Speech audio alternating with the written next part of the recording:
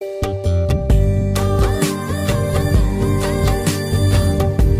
everyone. Now we will discuss about computer networks module 5 important question. The first question is explain standard and non-standard application layer protocols. First one is standard application layer protocol. Definition is these are the protocols officially standardized and approved by internet authorities, ensuring they work uniformly across different systems. Protocols and the set of rules. ಇವಾಗ standard ಅಂದರೆ ಈ protocols officially standardized by internet authorities means government approve ಮಾಡಿರ್ತಾರೆ ಆ protocols. It will be used entire world and it will be same. Okay, it purpose ಬಂದು they facilitate reliable and smooth communication over the internet by providing predefined services for users. Examples are HTTP, FTP, SMTP and DNS. Characteristics: integrated into operating system like Windows and Unix. It ensures compatibility and interoperability process across different services and networks. It helps in troubleshooting and network management as their behavior is well documented. Importance of manager: important for internet managers. Understanding the standard protocols, it helps in solving issues efficiently, and knowledge of how these protocols operate provides insights into designing new system. Non-standard application layer protocol. Definition is custom built protocols created for specific needs or private use, not officially standardized. ಇದು ಬರೀ private use ಮಾತ್ರ, ಅಂದರೆ companies use ಮಾಡ್ತಾರೆ ಅಥವಾ industries use ಮಾಡ್ತಾರೆ, ಅದು ಪಬ್ಲಿಕಲ್ಲಿ use ಮಾಡೋಕ್ಕಾಗಲ್ಲ ಈ ಪ್ರೋಟೋಕಾಲ್ಸ್. ಎಕ್ಸಾಂಪಲ್ಸ್ ನೋಡಿ, a company may create a custom protocol to secure their internal communication. ಅವ್ರ ಡೇಟಾ ಮತ್ತು ಡೇಟಾ ಬೇಸಲ್ಲಿ ಏನೇನಿರುತ್ತೆ ಅದು ಮಾತ್ರ ಸ್ಟೋರ್ ಮಾಡಿ ಕಮ್ಯುನಿಕೇಟ್ ಮಾಡೋಕ್ಕೆ ಕಸ್ಟಮ್ ಪ್ರೋಟೋಕಾಲ್ನ ಕ್ರಿಯೇಟ್ ಮಾಡ್ಕೊತಾರೆ. ಇನ್ನೊಂದು ಆನ್ಲೈನ್ ಗೇಮಿಂಗ್ ಸಿಸ್ಟಮಲ್ಲಿ ಯೂಸ್ ಮಾಡ್ಕೊತಾರೆ ಫಾರ್ ಓನ್ ಕಮ್ಯುನಿಕೇಷನ್ ರೂಲ್ಸ್. ಇದು characteristics. Programmers write both the client and server side applications to interact with the transport layer. Okay, these protocols do not require approval from internet authorities if used privately. They can leverage the services of lower layers like transport and then network without relying on standard application protocol. Advantages are customization allows specific functionalities tailored to unique business or personal needs. Challenges: lack of standardization might lead to compatibility issues. Greater effort required for development and maintenance. ಈ comparison ನೋಡಿಕೊಂಡ್ರೆ easy ಆಗುತ್ತೆ ನಿಮಗೆ. First it is approval ಬಂದೇನು standardized by internet authority. It is no approval needed for private use. Usage ಬಂದು it is used globally by every one. In non standard protocols it is used for specific private. Okay, examples HTTP, FTP, SMTP. ಇದರಲ್ಲಿ custom business applications or proprietary system. Flexibility ಬಂದು limit ಇರುತ್ತೆ to predefined functionalities. Or highly customizable for specific needs. Integration built into operating system must be developed and maintained by programmers. Interoperability ಬಂದು it ensures compatibility across devices. Network may face compatible issues. Development already available and maintained requires effort to develop and maintain. ಅವರೇ create ಮಾಡೋದ್ರಿಂದ ಇದರಲ್ಲಿ ಸ್ವಲ್ಪ effort ಬೇಕು ಅಂತ. Okay, next question ಬಂದು differentiate client server paradigm and then peer to peer paradigm. ಈ question ಇನ್ನೊಂದ್ಸಲ ಬರುತ್ತೆ, ಅವಾಗ ನೋಡೋಣ. ಅಂದರೆ ಅದ್ರಲ್ಲಿ ಡಯಾಗ್ರಾಮ್ ನೋಡ್ಕೊಂಡು ಚೆನ್ನಾಗಿ ಎಕ್ಸ್ಪ್ಲೇನ್ ಮಾಡ್ಬೋದು. ಏನೂ ಇಲ್ಲ, ಇದ್ರ ಆರ್ಕಿಟೆಕ್ಚರ್ ಏನಂದರೆ ಒಂದು server provide services to multiple client. ಇವಾಗ ಒಂದು ಕ್ಲೈಂಟು ಇನ್ನೊಂದು ಕ್ಲೈಂಟ್ ಕಮ್ಯುನಿಕೇಷನ್ ಮಾಡಾಗ ಆ ಕ್ಲೈಂಟು ಸರ್ವರ್ಗೆ ಸೆಂಡ್ ಮಾಡಿ ಮತ್ತು ಆ ಸರ್ವರು ಇನ್ನೊಂದು ಕ್ಲೈಂಟ್ಗೆ ಸೆಂಡ್ ಮಾಡುತ್ತೆ. ಪಿಯರ್ ಟು ಪಿಯರ್ ಅಂದರೆ ಇದರಲ್ಲಿ ಬೋತ್, ಅಂದರೆ ಒಂದು ಡಿವೈಸು ಬೋತ್ ಆಗಿರುತ್ತೆ, ಅಂದರೆ ಕ್ಲೈಂಟ್ ಕೂಡ ಇರುತ್ತೆ, ಸರ್ವರ್ ಕೂಡ ಇರುತ್ತೆ. ಎಕ್ಸಾಂಪಲ್ಸ್ ಬಂದು web server, email systems, online banking. ಇದರಲ್ಲಿ file sharing. Resource management centralized, ಇದು ಡಿಸ್ಟ್ರಿಬ್ಯೂಟೆಡ್. ಕಮ್ಯುನಿಕೇಷನ್ ಅಂದರೆ client send request to this. ನೋಡಿ ಇದೆ ಕಮ್ಯುನಿಕೇಷನ್ ಹೆಂಗೆ ಮಾಡುತ್ತೆ ಅಂದರೆ client send request to the server and the receiver respond back. ಪಿಯರ್ಸಲ್ಲಿ ಡೈರೆಕ್ಟ್ಲಿ ಅವ್ರವ್ರು ಮಾತಾಡ್ಕೊತಾರೆ ಅಂತ. Communicate. Scalability, limited scalability, here highly scalability. But fault tolerance, here server fails causes loss of services for ಇವಾಗ server ಏನಾದರೂ fail ಆದರೆ it loses for entire networks ಅಂತ. ಇದರಲ್ಲಿ more fault tolerance as a failure one peer doesn't affect the entire. ಇವಾಗ one peer ಅಂದರೆ ಒಂದು device ಏನಾದರೂ repair ಅಥವಾ ಏನಾದರೂ ಕನೆಕ್ಷನ್ ಲಾಸ್ ಆದರೆ ಆ ನೆಟ್ವರ್ಕ್ಗೆ ಏನು ಎಫೆಕ್ಟ್ ಆಗಲ್ಲ ಅಂತ. Security is easier to implement. Centralized security ಇದು more difficult. Security is more difficult because to manage this decentralized nature. ಇದು centralized security, decentralized nature. Performance may be bottlenecked by server. Here performance depends on the capability of peers. Next question is persistent and non-persistent connection in HTTP. Okay, definition ಇದು version. Okay wait, definition ಬಂದು keeps the connection open for multiple requests. Persistent connection ಅಂದರೆ ಇವಾಗ ಒಂದು command ಅಥವಾ ಒಂದು data ಇವಾಗ send ಮಾಡುತ್ತೆ ಅಂದ್ಕೊಳ್ಳಿ ಇನ್ನೊಂದು ಡಿವೈಸ್ಗೆ. ಅದು ಒಂದು ಕನೆಕ್ಟ್ ಇರುತ್ತೆ. ಓಕೆನಾ. ಇವಾಗ ಈ ಡೇಟಾ ಸೆಂಡ್ ಮಾಡಿ ಹೋದ್ರೂ ಕೂಡ ಈ ಕನೆಕ್ಷನ್ ಹಂಗೆ ಇರುತ್ತೆ ಅಂತ. ಇದರಲ್ಲಿ ಓಪನ್ಸ್ ಫಾರ್ ನ್ಯೂ ಇವಾಗ ಇನ್ನೊಂದು ಡೇಟಾ ಬಂದರೂ ಕೂಡ ಈ ಕನೆಕ್ಷನ್ ಹಂಗೆ ಇರುತ್ತೆ ಅಂತ. ಇದರಲ್ಲಿ ನಾನ್ ಪರ್ಸಿಸ್ಟೆಂಟ್ ಕನೆಕ್ಷನಲ್ಲಿ ಒಂದು ಡೇಟಾ ಇನ್ನೊಂದು ಡಿವೈಸ್ ಕಮ್ಯುನಿಕೇಟ್ ಮಾಡುತ್ತಾ, ಮತ್ತು ಇನ್ನೊಂದು ಡಿವೈಸ್ ಇನ್ನೊಂದು ಕನೆಕ್ಟ್ ಮಾಡೋದಕ್ಕೆ ಇದು ಬ್ರೇಕ್ ಆಗಿರುತ್ತೆ, ಮತ್ತು ಇನ್ನೊಂದು ನ್ಯೂ ಕನೆಕ್ಷನ್ ಬಿಲ್ಡ್ ಮಾಡಬೇಕು. ಇದಕ್ಕೆ ಹಂಗಲ್ಲ, ಕನೆಕ್ಷನ್ ಫಸ್ಟೇ ಇರುತ್ತೆ, ಇನ್ನೊಂದು ಬೇರೆ ಡಿವೈಸ್ ಏನಾದರೂ ಬಂದು ಕಮ್ಯುನಿಕೇಟ್ ಮಾಡಿದ್ರೆ ಹಂಗೆ ಕನೆಕ್ಟ್ ಆಗುತ್ತೆ ಅಂತ. ಇದರಲ್ಲಿ ಆ ಥರ ಅಲ್ಲ ನಾನ್ ಪರ್ಸಿಸ್ಟೆಂಟಲ್ಲಿ. ಅದೇ definition. It keeps connection open for multiple request. ಇನ್ನೊಂದು ರಿಕ್ವೆಸ್ಟ್ ಕೂಡ ಬಂದರೂ ಕೂಡ ಅದು ಅಪ್ಸೆಟ್ ಮಾಡುತ್ತೆ. ಇಲ್ಲಿ ಓಪನ್ಸ್ ನ್ಯೂ ಕನೆಕ್ಷನ್, ಇನ್ನೊಂದು ಕನೆಕ್ಷನ್ ಕ್ರಿಯೇಟ್ ಮಾಡ್ಕೊಳ್ಳುತ್ತೆ. Connection status. Connection is maintained after the first request. ಓಕೆನಾ. It is maintained. ಅದೇ ಫಸ್ಟ್ ರಿಕ್ವೆಸ್ಟ್ ಬಂದಿದ್ದಾದಮೇಲೆ ಆ ಕನೆಕ್ಷನ್ ಹಂಗೆ ಮೇಂಟೈನ್ ಆಗಿರುತ್ತೆ. ಇಲ್ಲಿ connection is closed after each response. ಇವಾಗ ಒಂದು ರಿಕ್ವೆಸ್ಟ್ ಬಂದಿದ್ದಕ್ಕೆ ಆಕ್ಸೆಪ್ಟ್ ಇರುತ್ತಾ, ಇದು ಹೋಗಿದ್ದಾದ್ಮೇಲೆ ಮತ್ತೆ ಕನೆಕ್ಷನ್ ರಿಮೂವ್ ಆಗೋಗಿರುತ್ತೆ, ಇನ್ನೊಂದು ರಿಕ್ವೆಸ್ಟ್ ಬರುತ್ತಾ ಆ ಥರ. ಅದು ಅವಾಗ ಮತ್ತೆ ಕನೆಕ್ಷನ್ ಕ್ಯಾನ್ಸಲ್ ಆಗಿರುತ್ತೆ. ಎಫಿಷಿಯನ್ಸಿ, ಇದು ಮೋರ್ ಎಫಿಷಿಯನ್ಸಿ, ಇದು ಲೆಸ್ ಎಫಿಷಿಯನ್ಸಿ. ಲ್ಯಾಟೆನ್ಸಿ, ಇದರಲ್ಲಿ ಲೋವರು, ಇದರಲ್ಲಿ ಹೈಯರು. ಯಾಕಂದರೆ ಇದರಲ್ಲಿ ಫ್ಯೂರ್ ಕನೆಕ್ಷನ್ಸ್ ಮಾತ್ರ ಆಗುತ್ತೆ, ಇದರಲ್ಲಿ ಜಾಸ್ತಿ ಆಗುತ್ತೆ ಅಂತ. ಕನೆಕ್ಷನ್ ಓವರ್ ಹೆಡ್ ಬಂದು ಇದು low over head as the connection is reused. Connection reuse ಆಗಿದ್ದರಿಂದ ಲೋ ಓವರ್ ಹೆಡ್, ಇದರಲ್ಲಿ ಹೈ ಓವರ್ ಹೆಡ್. ವರ್ಷನ್ ಬಂದು 1.1. ಪರ್ಸಿಸ್ಟೆಂಟ್ ಕನೆಕ್ಷನ್ HTTP ವರ್ಷನ್ ಬಂದು 1.1. ನಾನ್ ಪರ್ಸಿಸ್ಟೆಂಟ್ ಕನೆಕ್ಷನ್ ವರ್ಷನ್ ಬಂದು 1.0. Okay, example, when a web page is loading multiple resources, images, CSS are using same connection. Okay, ಇದರಲ್ಲಿ web page loading each image with the separate connection, usually in real world, commonly used today for faster browsing. Less common. ಇದರಲ್ಲಿ ಜಾಸ್ತಿ ಇವಾಗ use ಮಾಡ್ತಾ ಇರೋದು ಪರ್ಸಿಸ್ಟೆಂಟು. ನಾನ್ ಪರ್ಸಿಸ್ಟೆಂಟು ಯಾರು use ಮಾಡ್ತಾರೆ, ಕಮ್ಮಿ use ಮಾಡ್ತಿದ್ದಾರೆ. ಪರ್ಫಾರ್ಮೆನ್ಸ್ ಇದು ಬೆಸ್ಟರು, ಇದು ಸ್ಲೋವರ್ ಪರ್ಫಾರ್ಮೆನ್ಸು. ಸರ್ವರ್ ಲೋಡ್ ಬಂದು reduced server load due to fewer connection, increased server load due to frequent connection. Management automatically by protocol, ಇದು managed by client server. Okay, next question, explain how data connection happens in file transfer protocol.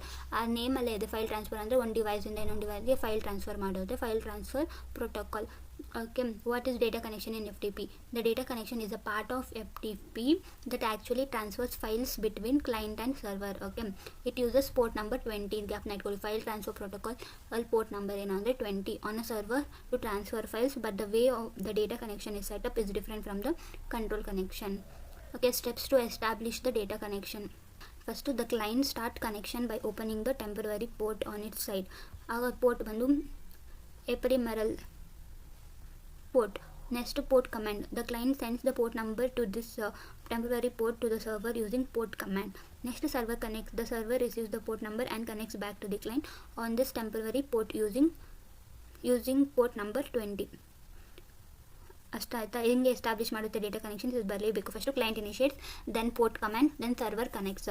Client initiates means the client start connection. Okay, it start connection by opening a temporary port on its side. Then port command again. The client sends the port number to the temporary port to the server using port command. Okay. Then the server receives the port number and connects back to the client. ಹೆಂಗೆ connect ಆಗುತ್ತೆ ಅಂದರೆ first client ಏನು ಮಾಡುತ್ತೆ, it starts opening the temporary port connection. It starts the connection by opening the temporary port on its side. Again, the client sends the port number of its temporary port using the port command. Next, the server receives the port number and gets connect back to the client on this temporary port using port number 20. What happens over the data connection? The data connection is used to transfer the actual file, but before transfer happens, something needs to be decided. Okay, ಏನಂದರೆ ಯಾವ file type ಮತ್ತು ಯಾವ data structure use ಮಾಡ್ತಾರೆ ಮತ್ತು transition mode ಏನು ಅಂತ. ಓಕೆನಾ, ಇದನ್ನು ಬರೀಬೇಕು. ಫೈಲ್ ಟೈಪಲ್ಲಿ ಮೆನಿ ಡಿಫ್ರೆಂಟ್ ಫಾರ್ಮ್ಯಾಟ್ಸ್ ಇದೆ. ಅಂದರೆ ಏನಂದರೆ text files, ASCII files, EBCDIC files. It is used by some older systems. Image files, binary data. Next ಯಾವ data structure means the way of data is organized can differ. File structure of record structure of page structure ಅಂತ. Next transmission mode, how data is sent over the connection. ಯಾವ ಮೋಡಲ್ಲಿ, stream mode ಅಂದರೆ data is as continuous stream of bytes. ಮತ್ತು block mode ಮತ್ತು compressed mode. Then how file transfers works in FTP. Transfer works ಅಂದರೆ first in FTP transfer mean three things.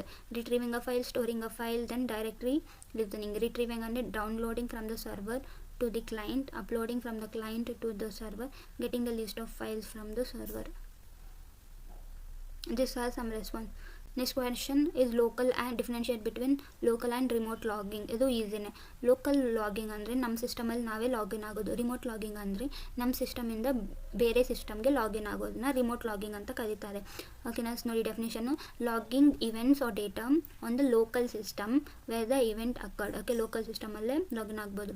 Logging events or data on the remote system, typically a server. Storage location: logs are stored locally on the same device or the machine where the application runs. ಇದರಲ್ಲಿ storage ಅಂದರೆ ನಮ್ಮ ಡಿವೈಸಲ್ಲೇ ನಾವೇನು operate ಮಾಡ್ತೀವಿ ಅದೆಲ್ಲ store ಆಗಿರುತ್ತೆ ಅಂತ. Logs are sent and stored on different machine. ನಾವಿಲ್ಲೇನಾದರೂ saving ಮಾಡ್ತಾ ಇದ್ದರೆ ಬೇರೆ ಸಿಸ್ಟಮಲ್ಲಿ ಸೇವ್ ಆಗಿರುತ್ತೆ. ಓಕೆ, ನೆಟ್ವರ್ಕ್ ಡಿಪೆಂಡೆನ್ಸ್: ಇದಕ್ಕೆ ನೆಟ್ವರ್ಕ್ ಬೇಡ, ಇದಕ್ಕೆ ನೆಟ್ವರ್ಕ್ ಬೇಕು. ನೆಕ್ಸ್ಟ್ ಲೋ ಸ್ಪೀಡ್: ಇದರಲ್ಲಿ ಫಾಸ್ಟ್ ಸ್ಪೀಡ್, ಇದು ಸ್ಲೋ ಸ್ಪೀಡ್. ಯಾಕಂದರೆ network delays and transmission. Security: this is more vulnerable and safer. Okay, this is safer as logs and decentralized, but the requires secure transmission encryption.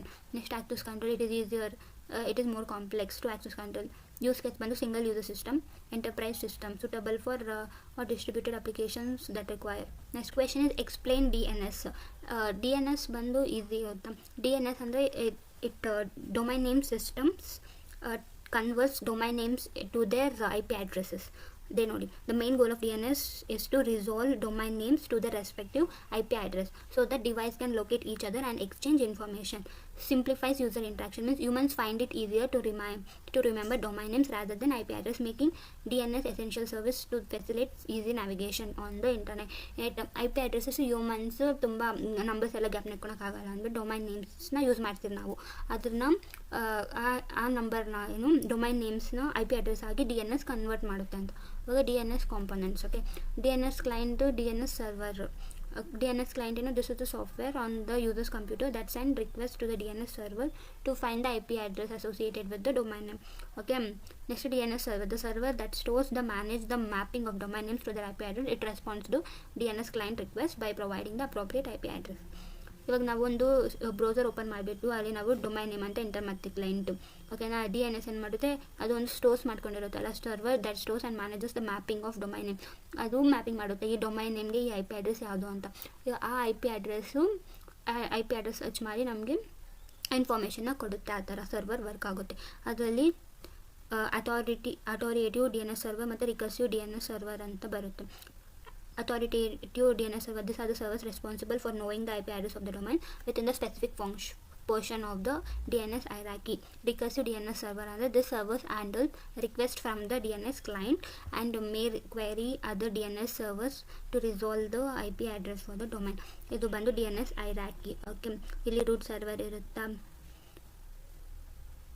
ಮತ್ತು ಇದು ಸರ್ವರು, ಇದು ಮತ್ತು ಅದ್ರ servers ಇರುತ್ತೆ.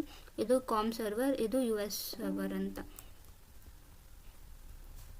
Okay, ಇದು ಮತ್ತು ಇದು ಇವಾಗ ಮತ್ತೆ ಡೊಮೈನ್ ನೇಮ್ಸ್ FHDA.edu ಮತ್ತು BK.edu, MCGRO, ಇದು ಬಂದು ಈ ಥರ. ಓಕೆ, ಇದು hierarchical. DNS is organized in an hierarchical structure at the top of the root server followed by top level domain. ಇದು top level domain. Okay, root server. TLD servers example ಬಂದು .com .org, ಇದೆಲ್ಲ TLD servers. ಇದು root server, ಇದು TLD server. ಇದು authoritative server for an individual domain names. Root servers: these are the highest level DNS servers that handles requests for domain names like it handles. Okay, TLD server, this handles requests from the domain name. ಇದು handle ಮಾಡುತ್ತೆ, ಇದು handle ಮಾಡುತ್ತೆ ಅಂತ ಅಷ್ಟೇ. Next to DNS query process: when a user types of domain name in the browser, the DNS query process involves multiple steps. These are the steps. Okay, first you will give user request, what I explain or same thing. You will write this. Okay, in the browser you will type www.example.com. Next, what DNS client will do means this browser sends the query to the DNS client, which checks it's already there in the required information in its cache. Okay, ಇದ್ರ ನಮ್ಮ domain name ಏನಿರುತ್ತೋ ಅದನ್ನು ಇದು already present ಇದೆಯೋ ಅಂತ check ಮಾಡುತ್ತೇನೋ DNS client. ಅದೇ ಏನಾದರೂ ಇದ್ದರೆ ಅದನ್ನು ಮ್ಯಾಪ್ ಮಾಡುತ್ತೆ. ಓಕೆನಾ, if the DNS client does not have the information, it sends request to recursive DNS server, then querying the authority DNS server. If the recursive server does not know the answer, it queries higher level DNS starting with the root DNS server, then the TLD DNS server, and finally authoritative DNS server for the domain like example.com. Then IP address response, then return to the user website connection. Next, DNS record types. It has different types of record types to store various kinds of information about domain. Some common DNS record types: so A record, 4A record, CNAME, MX, NS.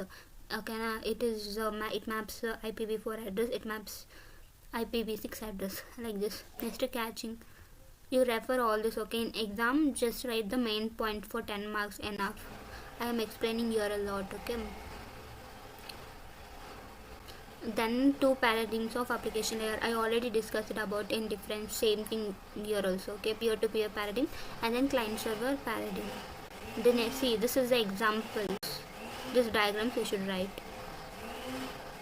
Now we will see what is API and describe briefly the functioning of API. API is the interface. Okay, it is a set of rules, protocols and tools that allow different software applications to communicate with each other. It acts as an intermediary that enables different software systems to exchange data and information in a structured way. API definition ಅಂದರೆ define ಏನಾಗುತ್ತೆ ಅಂದರೆ it is application programming interface. ಇವಾಗ ಒಂದು A ಅನ್ನೋ device ಬಿಗೆ send ಮಾಡಬೇಕಂದ್ರೆ ಡೈರೆಕ್ಟಾಗಿ send ಮಾಡುತ್ತಲ್ಲ, ಆವಾಗ ಸೆಕ್ಯೂರಿಟಿ ಅಷ್ಟೊಂದಿರಲ್ಲ. ಸೆಕ್ಯೂರಾಗಿ ಅಂದರೆ ಪಾಸ್ವರ್ಡು ಏನಾದರೂ ಇದ್ದರೆ ಅದೆಲ್ಲ ಮತ್ತೆ ಲೀಕ್ ಆಗುತ್ತೆ. ಸೊ ಅದೊಂದು ಇಂಟರ್ಫೇಸ್ ಅಂತ ಬರುತ್ತೆ, ಇದು ಎ ಪಿ ಐ. ಓಕೆ, ಇದು ಫಸ್ಟು ಇಂಟರ್ಫೇಸ್ ಮತ್ತು ಎ ಪಿ ಐ ಇದು ಸೆಂಡ್ ಮಾಡುತ್ತೆ ಆ ಥರ. ಓಕೆ, ಸಿಂಪಲಾಗಿ ಹೇಳ್ಬೇಕಂದ್ರೆ A P I is like a waiter at the restaurant. The waiter A P I takes you order request and bring it back to the kitchen. In the server, after the kitchen prepares your food, response, the waiter bring it back to the you.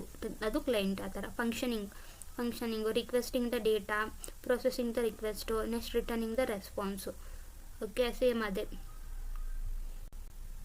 How it works ಅಂದರೆ ನೋಡಿ, first client request ಮಾಡುತ್ತೆ, processing ಮಾಡುತ್ತೆ server, ಮತ್ತು response ಬರುತ್ತೆ. ಹೆಂಗೆ ಅಂದರೆ the client request, the weather app sends a request to the weather A P I asking for the current temperature in the specific city.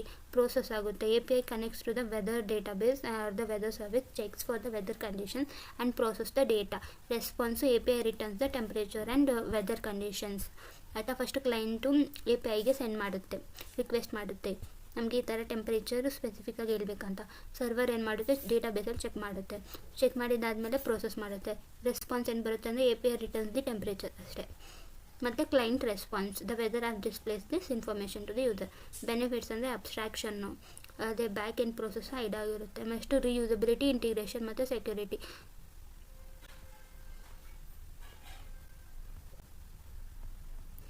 ಇದರಲ್ಲಿ sockets ಅಂದರೆ ಇದು ಬಂದು ವರ್ಚುವಲ್ ಕನೆಕ್ಷನ್ ಅಂತ. ಹೆಂಗೆ ಸೆಂಡ್ ಮಾಡುತ್ತೆ ಅಂದರೆ ವರ್ಚುವಲ್ ಕನೆಕ್ಷನ್. ಈ diagram important. Write a note on MIME. MIME full form ಅಂದರೆ multipurpose internet mail extension. It is the extension of original email format that allows emails to include more than just simple text. Okay, ಅಂದರೆ ಬರೀ first message ಅಂದರೆ ಬರೀ normal text ಮಾತ್ರ send ಮಾಡಬೇಕಿತ್ತು. ಇವಾಗ ಮೀಮಿ ಅದು ಬಂದು ಅದು extension of original email format. You can send like images, audio files or even messages in languages other than English. First ಬರೀ ಇಂಗ್ಲೀಷ್ ಮಾತ್ರ ಟೈಪ್ ಮಾಡಬೇಕಿತ್ತು. ಇವಾಗ ನಿಮ್ಮ other language like Kannada, Telugu, ಯಾವ ಲ್ಯಾಂಗ್ವೇಜಲ್ಲಾದರೂ ಟೆಕ್ಸ್ಟ್ ಮಾಡ್ಬೋದು.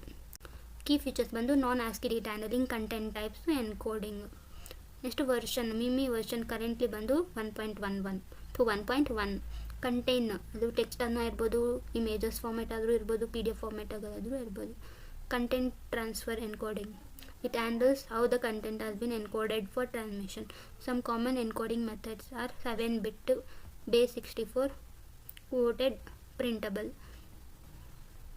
How Mimi works means sender side. When a sender composes an email with non-ASCII content or an attachment, Mimi encodes the content into ASCII format. Okay, next receiver bandu when the recipient receives the mail, Mimi decodes the content. UA ಬಂದು user agent ಒಂದು ಅಂದ್ಕೊಳ್ಳಿ. ಇವಾಗ first ಏನು ಮಾಡುತ್ತೆ ಅಂದರೆ ಇದು ಮಿಮಿ ಇಲ್ಲಿದೆ. First ನಾನ್ ASCII ಕೋಡು ಅಂದರೆ ಇವಾಗ ಒಂದು ಇಮೇಜು ಮಿಮಿಗೆ ಸೆಂಡ್ ಮಾಡ್ತೀರಾ, ಮತ್ತು ಈ ಮಿಮಿ ಏನು ಮಾಡುತ್ತೆ, ಇದು 7-bit ಆಸ್ಕಿಯಾಗಿ ಕನ್ವರ್ಟ್ ಮಾಡುತ್ತೆ, ಮತ್ತು ಇದು ಎನ್ಕೋಡ್ ಮಾಡುತ್ತೆ, ಇದು ಮತ್ತೆ ಡಿಕೋಡ್ ಮಾಡಿ ಒರಿಜಿನಲ್ ಇಮೇಜ್ ಸೆಂಡ್ ಮಾಡುತ್ತೆ ಅಷ್ಟೇ MIME. Email headers, email headers ಇವು ಒಂದು ಟೇಬಲ್ ಬರೀರ ಅಷ್ಟೇ. ಏನು ಮಿಮಿ ವರ್ಷನು, ಮಿಮಿ ಟೈಪು, ಮತ್ತು ಕಂಟೆಂಟ್ ಟ್ರಾನ್ಸ್ಫರು, ಎನ್ಕೋಡಿಂಗು, ಡಿಕೋಡಿಂಗ್ ಅದೇ, ಮತ್ತು ID message ID. Telnet same ಆವಿಗೆ ಹೇಳ್ದಂಗೆ. ಟೆಲ್ನೆಟ್ ಅಂದರೆ it is the protocol that allows you to connect to other computer over the network to use as if you are sitting right in front of it.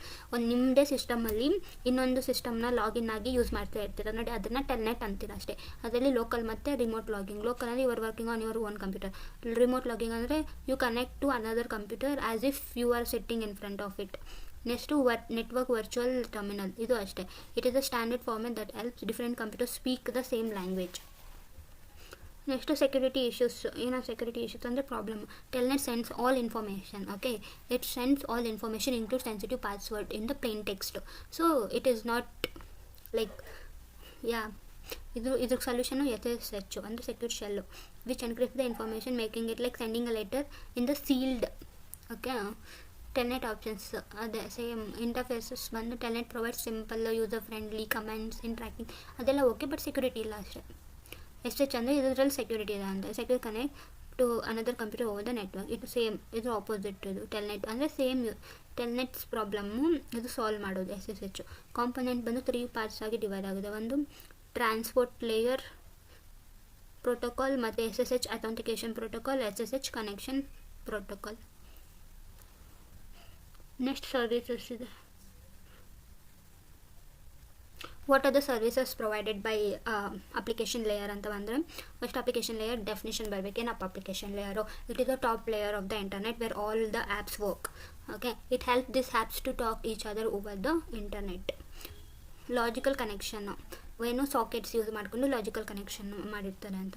How services R provided. Old networks means like phone system wear built for one job. Okay, internet flexibility for new features, apps easily because it's design. Layer structure. The internet works in layers. Okay, application layer is on top and below there are layers like transport layer which handles moving the data. Adding and removing protocols. New apps or feature can be added to the application layer as long as they use the transport layer.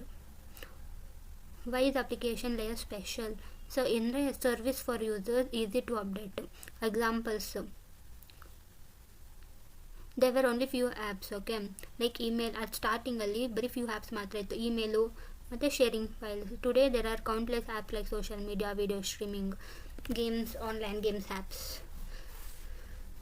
ಅಷ್ಟೇ summary. World wide web ಎಲ್ಲರಿಗೂ ಗೊತ್ತೇ ಇದೆ. Okay guys, be prepared well. Next module 3 and 4 I will share you soon.